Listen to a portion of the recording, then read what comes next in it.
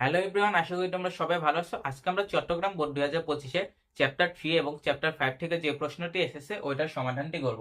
এখানে গ নাম্বারে বলেছে এফ এর মান কত। তাহলে এফ ইকুয়াল টু আমরা কি জানি, এম এ।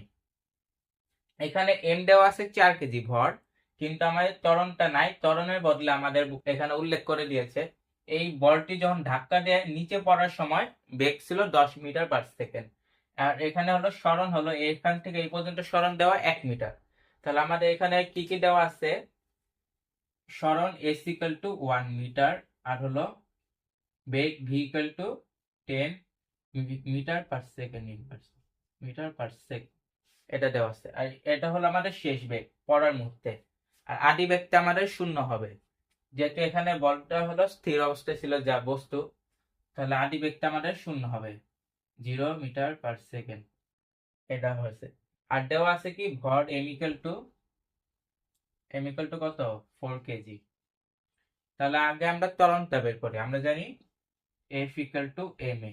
এখানে এমটা দেওয়া আছে 4, এর মানটা আমরা বের করা লাগবে। তাহলে আমাদের সরণ, শেষ বেগ এবং আদি বেগ দেওয়া আছে, আমাদের লাগবে কি এ। তাহলে আমাদের এখানে কোন সূত্রটা পড়বে, V square equal to U square plus 2as। সেই সূত্র এখানে শেষ বেগ, আদি বেগ আর হলো সরণ আছে, আমার খালি এটা বের করা লাগবে। বা আমরা লিখতে পারি বা V square minus Q square divided by square minus U square divided by আমাদের কত, 2s ইকুয়াল টু এ। এখানে যোগ এই পাশে আছে, ওই পাশে নিলে বিয়োগ হবে। আর এখানে হলো 2s আছে, তাহলে V square minus U square হবে আমাদের 2as। এখন এখান থেকে আমরা 2s টা এই পাশে নিলে ভাগ হয়ে যাবে, তাহলে আমাদের কি হবে, এ। এটা কি হবে, V square minus U square divided by 2s। আরেক লাইন করলেও হয়, বা a ইকুয়াল টু ভি স্কোয়ারের মান কত, 10 square minus 0 square divided by 2 into 1 equal to কত, 100 divided by 100 minus minus 0 divided by 2। তাহলে কত হয়, ডাইরেক্ট 50 হয় আমাদের, 50 metre per second inverse 2, 50 metre. তাহলে F equal to M A. তাহলে কত, 50 ইকুয়াল টু 100 নিউটন, 100 নিউটন। তাহলে আমাদের গ নাম্বারটা শেষ।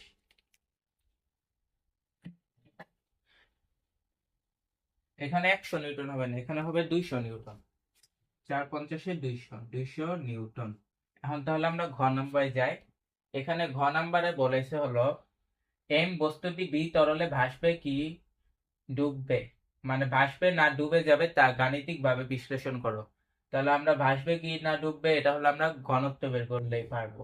এখানে ব্যাস দেওয়া আছে, বস্তুটির ব্যাস যেহেতু দেওয়া আছে আর বস্তুটি হলো গোলক, তাহলে ভর আর ব্যাস দেওয়া আছে, তাহলে আমরা আয়তন বের করে ঘনত্বটা বের করে নিই। তাহলে এখানে ভর কত, M equal to 4 KG, 4 KG, এবং ব্যাস কত, 20 সেন্টিমিটার। ব্যাস ডি ইকুয়াল টু 20 সেন্টিমিটার। তাহলে ব্যাসার্ধ আর হবে হলো 10 সেন্টিমিটার, সেন্টিমিটার। তাহলে আমরা কি জানি, আয়তন। সুতরাং আয়তন ভি ইকুয়াল টু, যেহেতু গোলক, 4/3 পাই আর কিউব। তাহলে 4/3 ইন্টু 3.1416 ইন্টু 10 কিউব, 10 কিউব। আমরা এটা নিচেই লিখি, 4/3 ইন্টু 3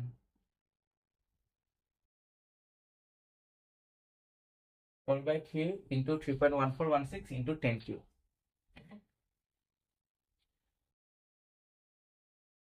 আমাদের রাশি হলো 4188.8, 4188.8, 4188.8 সেন্টিমিটার কিউব। আর আমাদের দেওয়া আছে হলো বি পাত্রের তরলের ঘনত্ব হলো 1200, rho equal to 1200 gram by CC, gram by CC মানে সেন্টিমিটার কিউব। এখন আমরা চাইলে এটাকে আমরা হলো কেজি বাই মিটার কিউবে নিতে পারি, আর আমরা হলো এটাকে আমরা মিটার কিউবে নিয়ে করতে পারি। বা আমরা চাইলে এই কেজিকে আমরা গ্রামে প্রকাশ করে ডাইরেক্ট করতে পারি। আমরা হলো কেজিকে গ্রামে প্রকাশ করেই করি। তাহলে আমরা হলো 4 কেজি ইকুয়াল টু কত, 4000 গ্রাম, এটা লেখা নিই 4000 গ্রাম। তাহলে আমরা কি হবে, আমরা জানি রো 2, এটা 2 দিলাম, বা এটা আমরা রো অফ এ ধরলাম,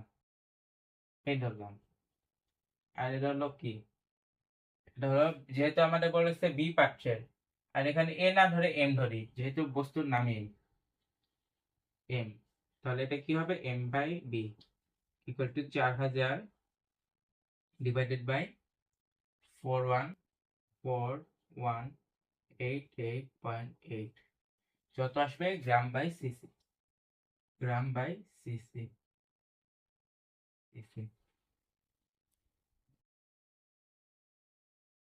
আমাদের আসে 0.95, 95 হলো 954 মানে 0.95 গ্রাম বাই সিসি। তাহলে আমাদের এখানে 0.95 আর এখানে 1200, তাহলে এটা কিন্তু অনেকখানি কম, তাহলে এটা ভাসবে। যেহেতু আমাদের এম বস্তুর ঘনত্ব লেস দেন বি তরলের ঘনত্ব, সেহেতু আমাদের হলো এম বস্তুটি বি তরলে ভাসবে।